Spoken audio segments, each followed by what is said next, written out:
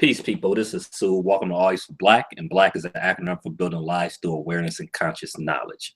Now, this is episode 2 of Politics as Usual, and I'm joined once again by Nate. What's going on, Nate? What's good, Sue?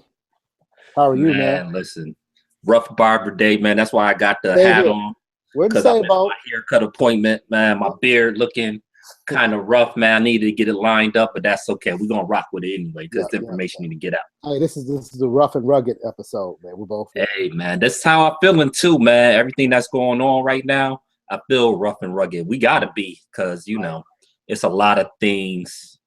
There's a lot of things going on. And this episode not going to be too long. We're going to get kind of straight to the point. It's been, since our last show, a lot of things that happened. It was the Arizona legislators tried to pass a law basically banning protests. Mm-hmm. You had Jeff Sessions trying to crack down on marijuana. He's going to drop investigations that going on to police departments. It's a lot of fuckery going on. You got the media just fawning all over themselves about Donald Trump joint Congress address. It's just a whole bunch of stuff been going on. So it's hard to even know where to start, but I want to start with this. Let's start with the HBCUs, the Congressional Black Caucus, because we was kind of talking about the CBC last week a little bit. So let's continue on that front. Now, you had HBCUs meet with President Trump this week. And before I even get my opinion, I just want to know your thoughts on it. Do you think they should have met with him? Do you think it was a bad move, or do you think they should have protested? I mean, if you was the president of one of these HBCUs, how would you handle that situation? Well, if I was the president, as you see, I'm wearing my A5A shirt because I know this would be one of our topics, so I went and put it on. As somebody who graduated from an HBCU, I definitely. That's a tough question, Sue. I probably would. I probably would go meet. And the only reason why is because from a financial standpoint, a lot of HBCUs, yes, do they get a lot of their money from alumni? They do. But the majority of the money that comes from HBCUs are money that's gifted through sometimes states, people donate, and federal government. The federal government gives money. So as being a president, your number one job is to make sure that HBCU runs, number one, academically, but financially. Financial is a big part. So I definitely believe that a lot of them met with him to probably voice their opinions because HBCUs have been really strapped for cash. So maybe some of them thought like, maybe, this is my way in. I could talk to the president. And let's see if we can have a better opportunity of getting money and funding, because you know how most people of color feel about this president. So let's use that to get more money. So I would say that I would, but I would be very real in those conversations because you do need money to run a school. So I believe that a lot of those presidents met with him is just strictly financial. Personally, I believe it's strictly financial. You might have one or two who believe in his politics and like his politics, but I believe you had a lot of people in that room financially knew that they could not give up this opportunity to get before the president and to talk about the importance of HBCUs. Right. And I don't have a problem with them meeting with President Trump either. I just hope at least a few of them kept it 100 with them. But this is the problem, I guess, because if you read how the meeting was structured, they really didn't have a lot of time to talk to them. They had about 60 seconds each to say something. I mean, that's not a real meeting. I don't have a problem meeting with somebody if it's a legit meeting, even if it's somebody I disagree with, like Trump. But I don't want it to be a dog and pony show. I don't want to be used as a photo op. No, and I think that's basically what this was. It was a photo op. Well, I mean, Sue, let's be honest, right? What's the difference between what's the difference between his HBCU photo ops than his photo ops with a Steve Harvey or his photo ops with Kanye, Jim Brown, whoever who come through there, right? This is his way to say, hey, I'm really not a bad guy. I really love people of color. But yeah, I get what you're saying. Um, but I'm telling you, the reason why they did it was financial. Yes, I understand that. And Yeah, as you mentioned, a lot of HBCUs are struggling. There have been HBCUs that had to close. yeah. So And, I understand it. I right. just But wish can it we was a talk? real meeting. I agree with that, but let's talk about it for a second, like politically, right? Because our show is all charged about how do we get people more engaged politically. So the issue with HBCUs is most HBCUs, college students or first generation college students. And Mhm. what happens is because of student loans and all of those things, they don't necessarily give that much money back as alumni, if that makes sense. So then I would tell you right now, if HBCUs probably more than likely got a lot of money for their alumni, some of those guys probably reject that meeting from Trump, but they need the money to keep it running though. Yeah. And that's the bottom line is you really can't do too much without money. Hmm. So let's go to the CBC real quick Oh because we was talking yes. about that last week. Hmm. My question to you is, do you have confidence in the CBC, not just with Trump, just overall, to look out for the best interests of the majority of Black people out there? I mean, it really could be a simple answer. That's no. I mean, if we elaborate, let's look at some of the hot topic issues that has been front and just in our communities, things that we've been battling with. And honestly, where has the Congressional Black Caucus been on that? As soon as there are other things that happen, and those things are tragedies now. Don't get what I'm saying wrong. I don't want anybody to get offended, but honestly speaking, you can go sit in or sit down on the floor and come together and lock arms. But when black males are being killed and shot by the police, um, or we have some of these laws that's still in place that are against us, you're quiet. You're Right. quiet, and that's an And issue for me. the CBC, the Congressional Black Caucus, a lot of those members voted for the crime bill. Yeah, Hillary Clinton get the majority of blame for it, like actually Bill Clinton and Hillary, the Clintons. But truth be told, a lot of members of the Congressional Black Caucus supported it at the time. A lot of members of the CBC supported the deregulation of Wall Street, which led to the crash of '08, where a lot of people lost money in the stock market. Like my pops, I think he lost about 50% of his 401k when that happened, and yeah, just so happened he was going to retire that year. yeah. So they supported a lot of policies that really had negative effects on the general population of Black people. It seemed like it haven't been any consequences for them. And this just not just for the CBC, it goes for Congress as a whole. With the Democrats, they still got Nancy Pelosi in leadership. But I see some of the liberal white people trying to fight back and starting to get those people out of office, or at least trying to build a momentum to challenge some of these people. I'm not seeing the same type of energy amongst us with trying to get the members of the CBC who are not doing their jobs out of here. I'm not saying all members of the CBC is bad. I'm not saying that at all. But there is a lot of members that need to get out of here. They bought by corporate interests, and they're not looking out for our best interests. And we need to hold them accountable. No, I agree with that. And but I'm gonna be honest with you. And this is one of the purpose for the shows that we have, right? Because my hope is, we would get to a level, let's say in the next couple months, where we can actually invite one of them on and we can interview and we can talk to them. Because, I do believe we're in a state as a group of people, we're just surviving. So because we're just surviving, we don't pay attention to the major political issues. We don't pay attention to how people who's supposed to represent us literally go and vote, or issues that they're quiet on and the issues that they talk on. who are their donors, and Mhm. are there any donors that go against our goals?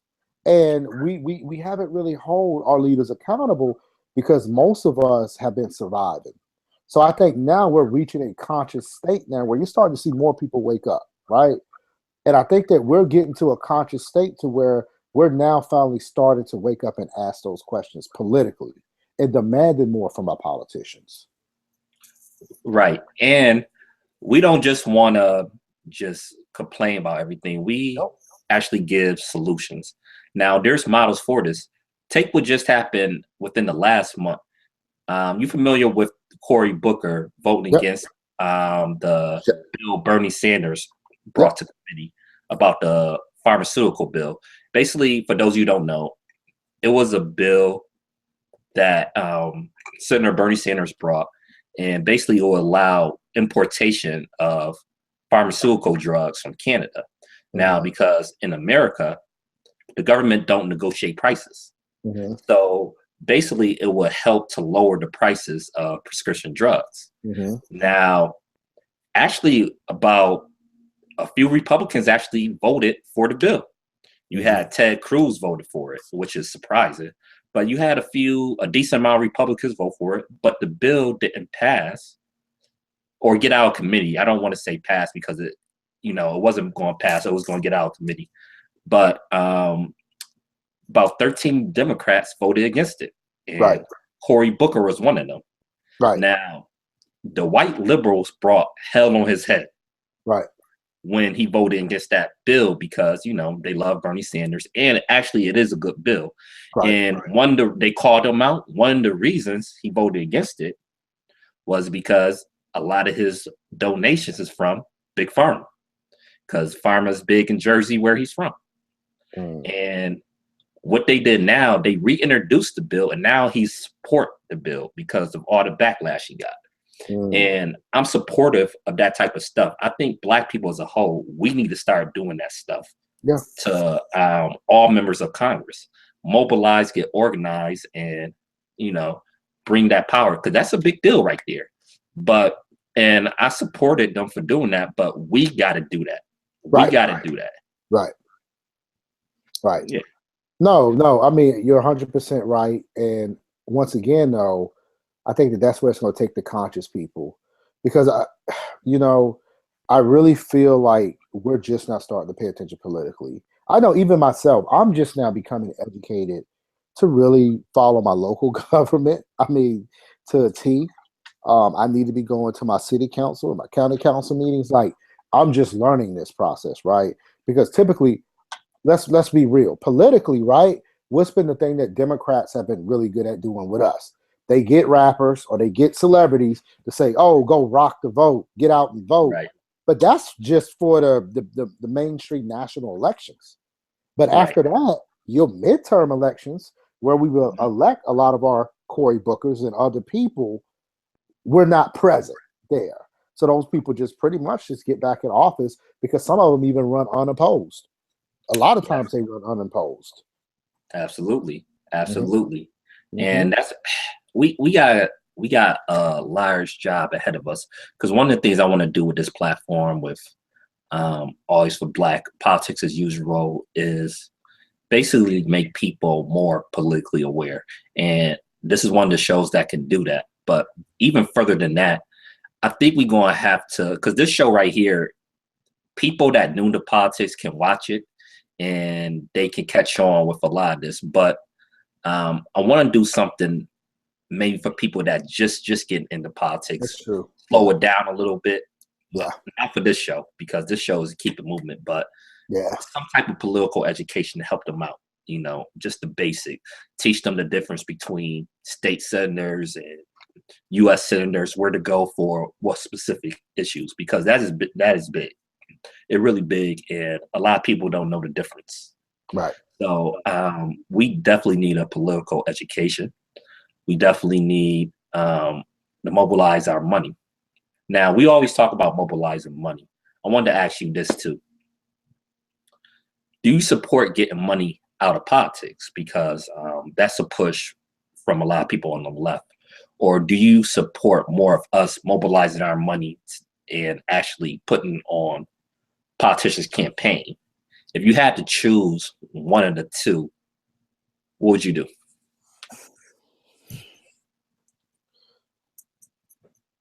That's a tough one.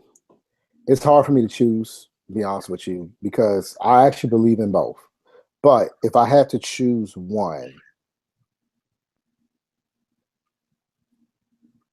I would have to say mobilize our money. And the only reason why I would say that is because by mobilizing our own money, we then dictate and control what's happening.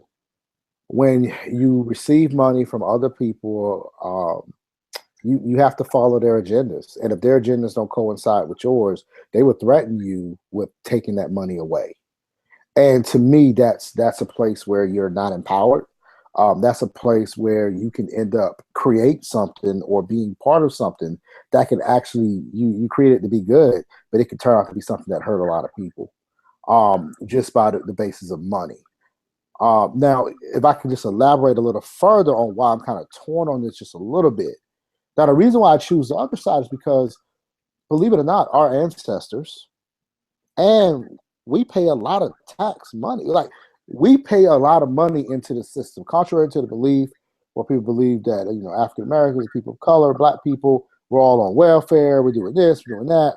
No, we pay a lot of money into a system that does not treat us the same as others.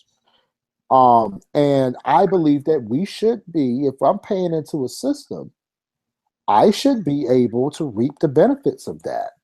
I should be able to get funded and not have to change my platform or what I want to do just because you don't agree with what I'm saying if I'm paying into the system. But I definitely would say just pooling our money together. I mean, I don't know. Where you at on that, Sue? I feel like you. I'm torn too. That's why I asked, because I'm struggling with this. Because there's a lot of mobilization going on to get money out of politics. Some people want to do a constitutional amendment to have public financing. And the pros of that is it'll force politicians kind of to vote more on merit than actually what the donors want. At least that's the theory. I guess along with that, they trying to, try to do something about the revolving door, people going from private sector into the government back and forth, because that's how you rig the system. And in theory, it sounds good. But I'm still kind of torn with that, because in that system, is our issue still going to be addressed last? Right. See, Absolutely, it will be. Yeah. That's where I'm torn with. And if we have our own money, we can start putting on these politicians. Maybe at least the politicians we fund would, put our issues more at the forefront. I guess the con with that too is I think we could do that at the local level, but when it comes nationally, the money is so big. I don't know how long it would take for us to become major players in a Senate race or a presidential race. Yeah. So I guess that's why I'm kind of torn.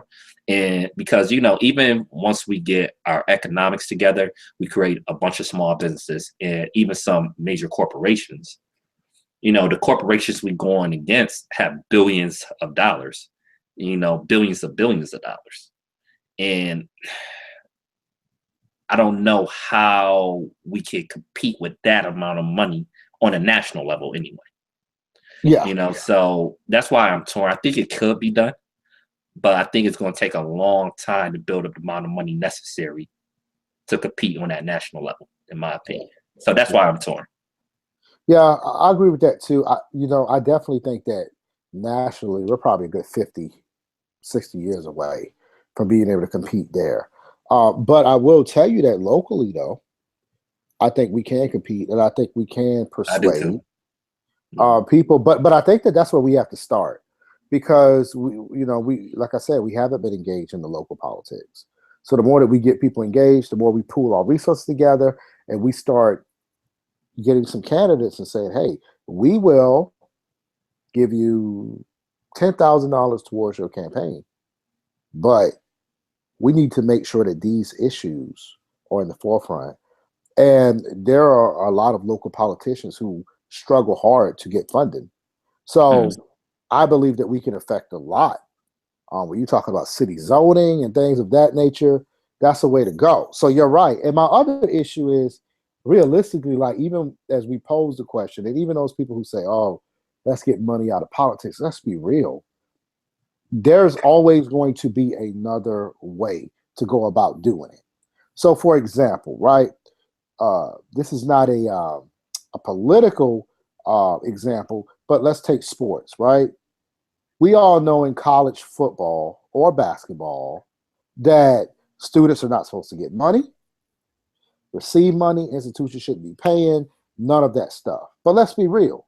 You can't tell me when high school students go to visit the college campus, boosters don't lay out the whole layout, and I'm talking about everything, and we don't even have to get deep as everything to get that athlete to choose that school because it's going to make them more money.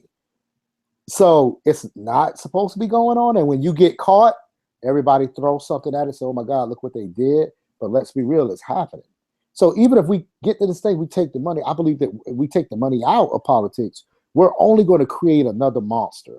And it's going to look different. And then our issues will still be on the back burner. But at least with the money in politics, we can now start to control some piece of what we can do, you know? Yeah. It's not an easy question to answer. It is really not, because I'm not really on one side or the other side as Right. of now, because I'm torn. I'm 50-50. I'm 50-50 on it.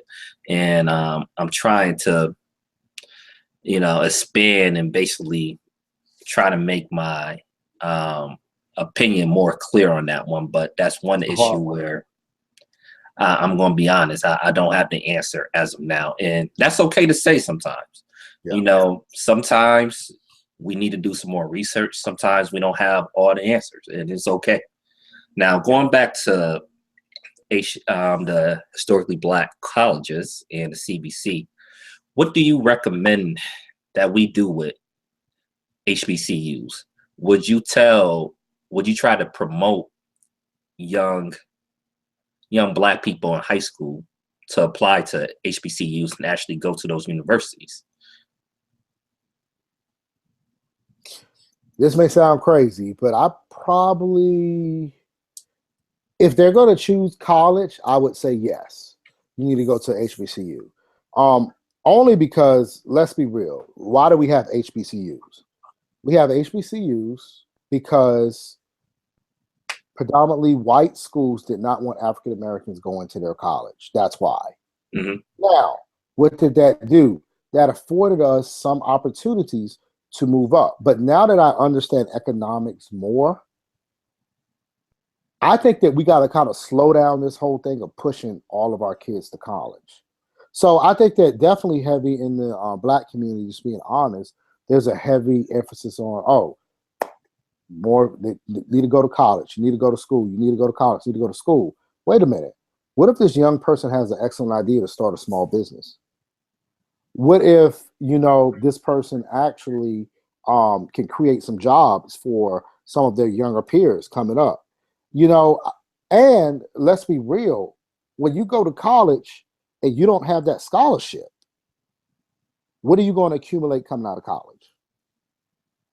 Debt, student loan debt. So some of us are not even in a place to where when we get out of college, now we get a job making, because let's be real, we got affirmative action, but it's hard to break through certain ceilings. You graduate from college, you may make $28,000, $30,000 a year, but then your student loan payment is $1,200 a month. That in itself already sets that student back. And I think that we have to be very careful. And I'm not knocking HBCUs because I came from one, but I wish somebody would have educated me more on student loans and things of that nature. We get the loan money, but somebody's going to have to pay that back. I didn't really understand when I was taking out a student loan and I took out a little extra, right? to live off of because I couldn't work. I didn't understand how I have to pay that back. And not only would I have to pay it back, I paid it back with interest. Right. And I think that that's the biggest thing. So most HBCUs, believe it or not, they thrive on that student. That's why the financial aid office is on and popping. They thrive on that student loan money, which is a trap for us if we don't strategically plan out how we're going to pay this money back, and can I really afford this education that I'm getting right now? Right. That's my take on And that leads me to another issue. It's a push right now to have tuition-free schools. Mm-hmm. I know it's a bill in New York that they're pushing right now, where if you make less than $125,000 a year, you could go to school, public universities anyway, public New York universities, tuition-free. And, you know, Bernie Sanders had that tuition, like he wanted all tuition to be free for every kid that goes to public universities during the campaign. And the issue came up, you know, because I agree with that policy. I hope it passed. Issue came up, though, that might, you know, affect some HBCUs, though, because some of them is private. And some of the students that they rely on, if they do that, they might not go to HBCU. They might go to, you know, a state school or something like that. So what's your opinion on that? And what should we think about when we talking about the Black agenda? Because I think HBCUs is important. I think it always important where you feel comfortable. You're in an environment where, you know, you see so many successful people that look like you. But at the same time, tuition-free universities is something I personally support. So when it comes to something like that, what's your opinion on what direction we should go? So I'm going to say this, right? And this may get a little controversial. But I believe private or public, if you attend an HBCU, it should be free. This is why I'm saying that. We know why HBCUs were created. We know why we have certain students who are going to HBCUs. It has to be free because, let's be real, let's take the history of education for a second, right?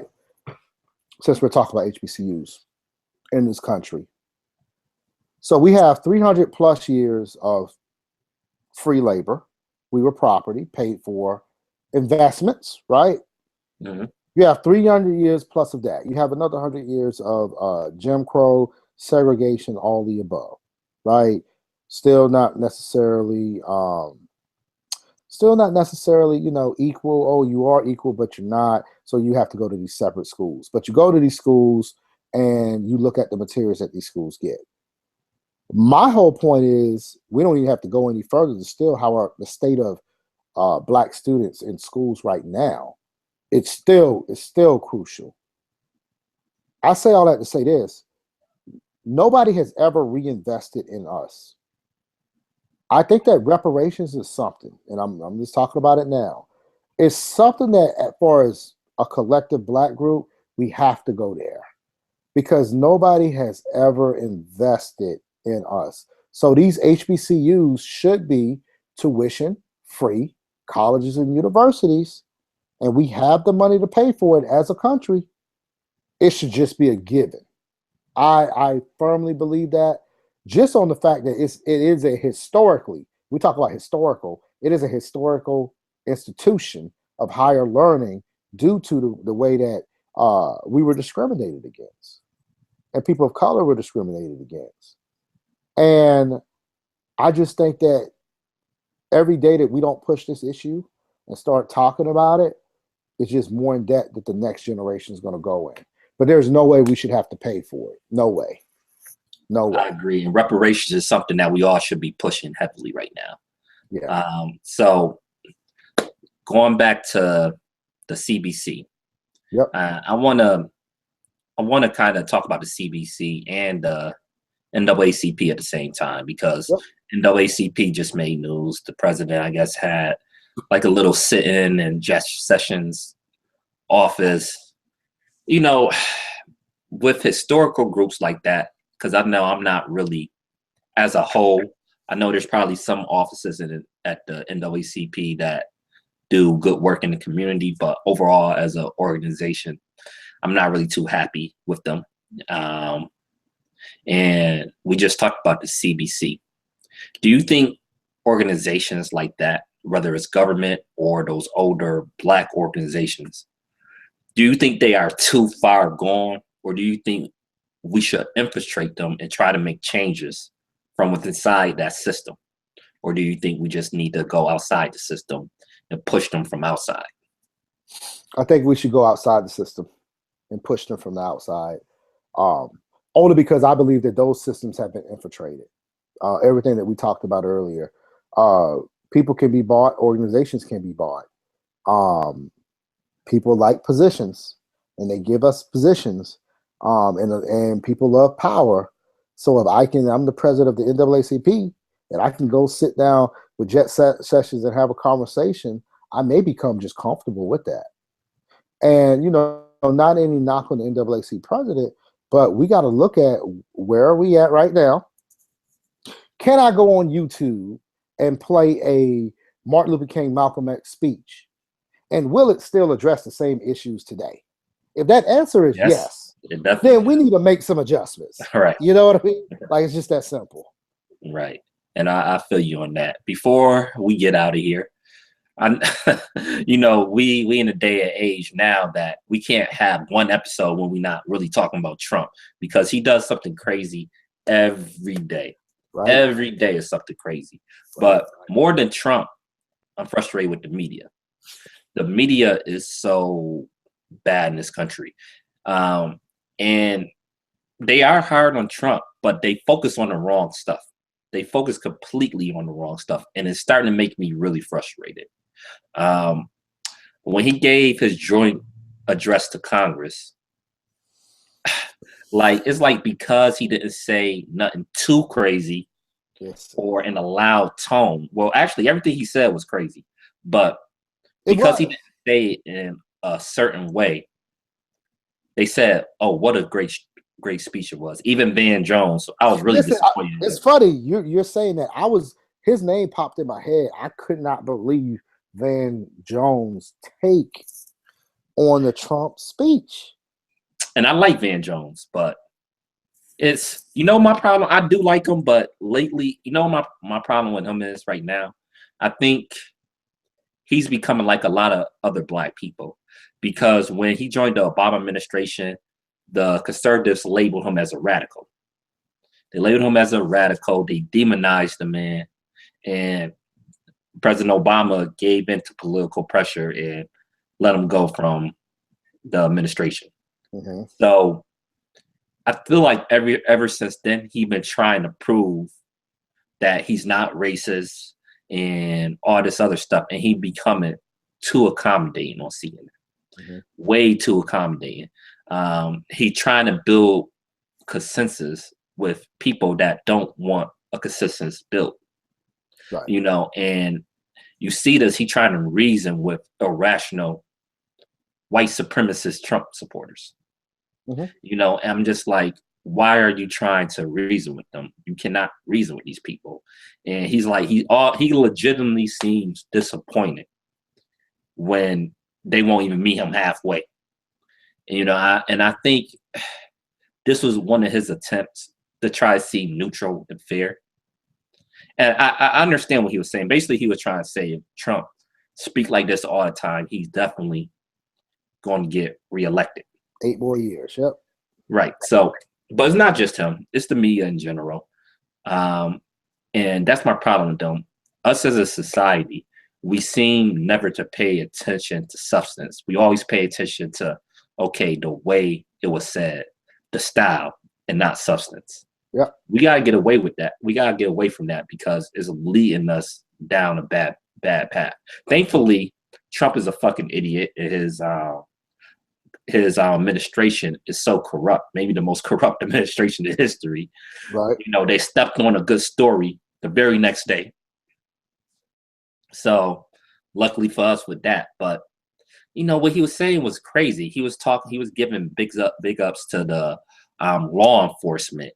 Telling them how everything he said during the campaign and never mentioning the problems and innocent black people getting killed and never being any type of consequences for the police officers. That's a dog whistle. And nobody in the media actually said that. That's a dog whistle to tell police departments, okay, y'all get to continue to do whatever you want to. Matter of fact, you could do even more now because the Obama administration didn't do that much, but they did investigate some police departments. They investigated the Ferguson Police Department. Yep. And now they're not investigating nothing.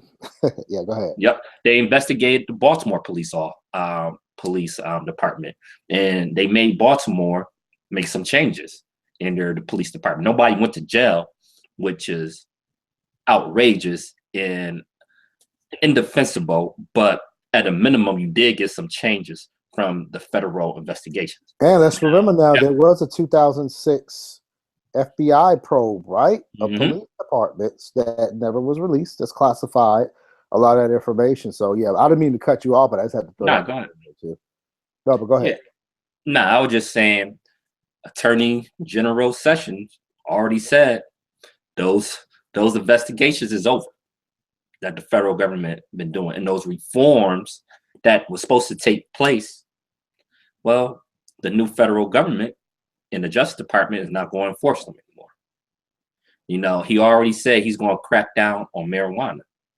Now, we already know black people and white people use marijuana at a similar rate, but we get arrested, I believe, was it 4 times more than white people for marijuana? Yep. Take that with they reversed the order to end federal private prisons. Yep. I mean, just like, and you know, in Arizona, this is a dangerous law too. In Arizona, they tried to pass a bill. I think it got thrown out, but they tried to pass a bill to basically ban protesting. Yep. Minnesota tried it as well too. Yes. So I bring all that up to say that we got to pay attention. These are dangerous times. It's been dangerous times. And let's not, don't just pay attention to style.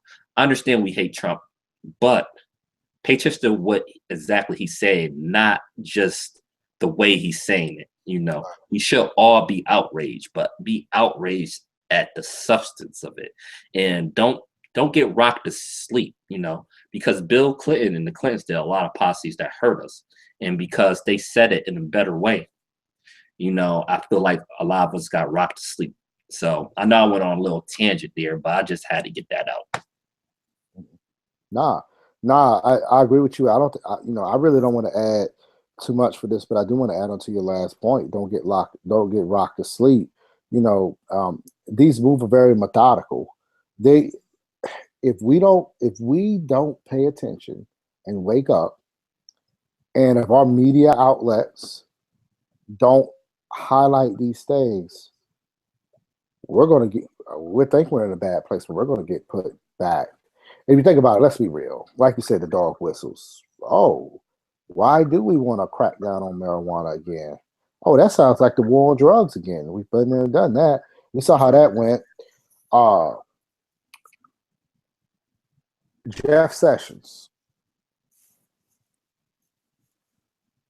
How Democrats went to the hood and said, yes, do not let Jeff Sessions, we don't want to confirm him.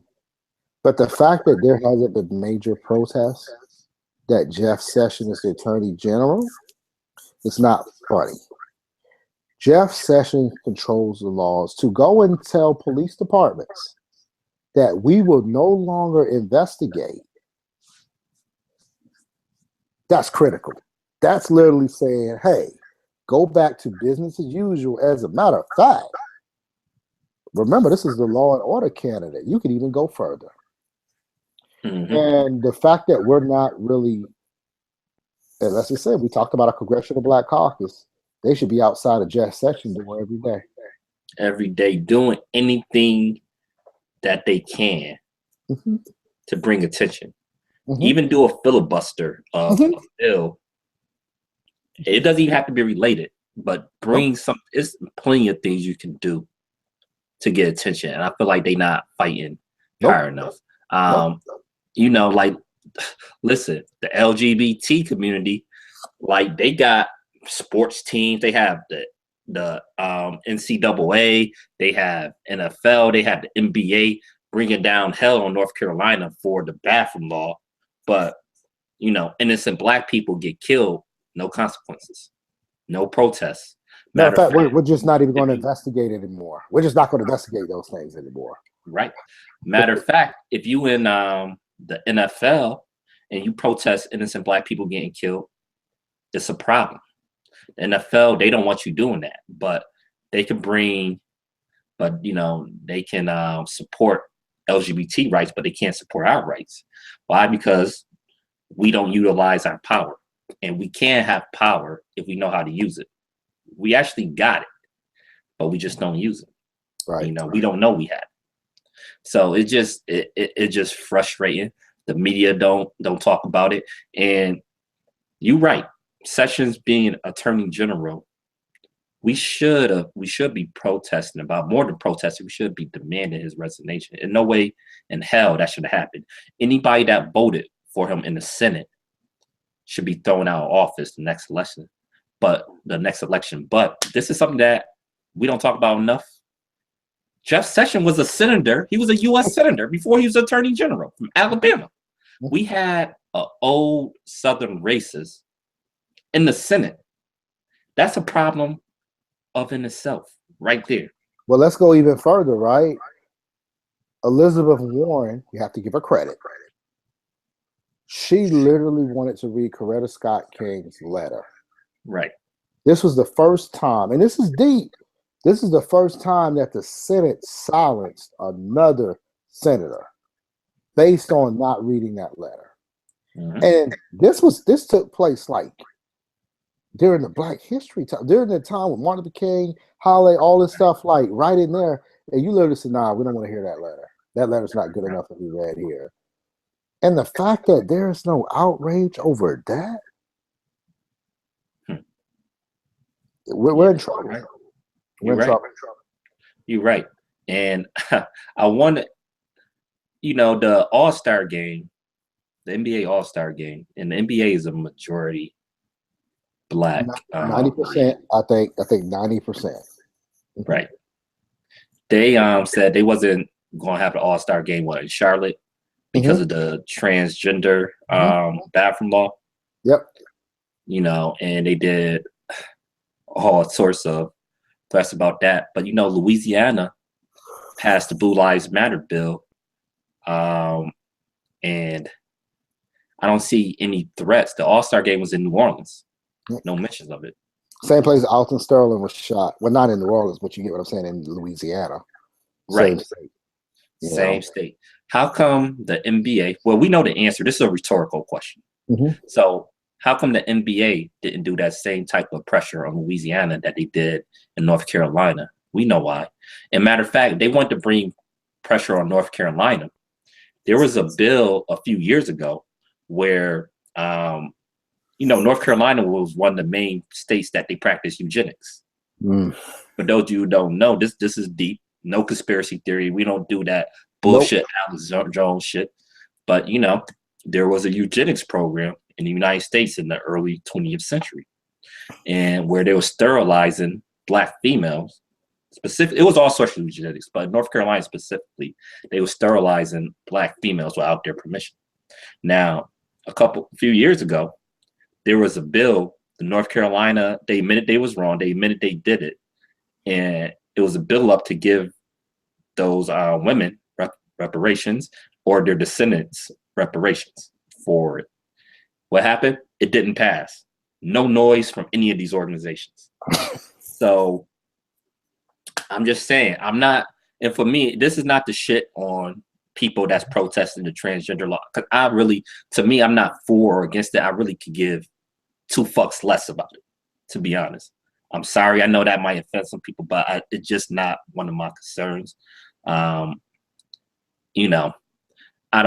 wouldn't even give it a second thought. I don't understand why the lawmakers in North Carolina is even concentrating so much on that bill. To me, it's a waste of time. They already said they can't do it. Let it go. So I'm not saying that to be pro for that bill. But what I'm saying is, out of the two, what issues is more serious? and that's not to shit on LGBT community at all. You know, I actually respect how they get their money together and how they ride for their causes. I think we should do the same. That's my point right there, because none of these organizations is protesting more serious issues when it comes to us. Mm-hmm. And that's about it, man. Like, you want to wrap it up? Got any closing words, Nate? Nah, man. Hey, listen, that's food for thought you just gave me. I just think that this is a wake up call, and I think our show should be a wake up call to people who say they fight for social justice and all of this stuff every day. I think we got to start holding people accountable, and maybe in the future, we'll highlight somebody once a week. Yep. You know, and we need to go through the way they voted on something, what they support, and what they're silent on. And then my hope is we can get someone on the show eventually so we can talk about this and debate these issues. Absolutely. That's coming really soon. That's coming really soon. I'll just leave you with this. I don't have a problem with you know, working with any other groups at all, but have to be mutual. Like, if we gonna work with LGBT activists, I don't care, but are y'all gonna put Black issues as equal to y'all's? Because if you want to do that, fine. I'll be the biggest gay rights supporter ever. Then you want to work with Hispanic groups with this immigration thing, fine. But are you going to put Black issues up there with y'all's equally? Mm-hmm. If so, I'm going to be the biggest supporter of immigration ever. Mm-hmm. Standing Rock, which is a really serious issue with going on with the Dakota Access Pipeline, it's a shame, but you know, at the same time, Black people in Flint got poisoned. At the same time, they bring the Flint issue as high up with that, fine. I'll be the biggest supporter ever. Like, my thing is this, you know, support other groups if they support us. Like, it have to be an even exchange. That's how business works, you know. And I think we're gonna have to start looking at it more like business. So I'll leave y'all with that. All right. Peace. Peace.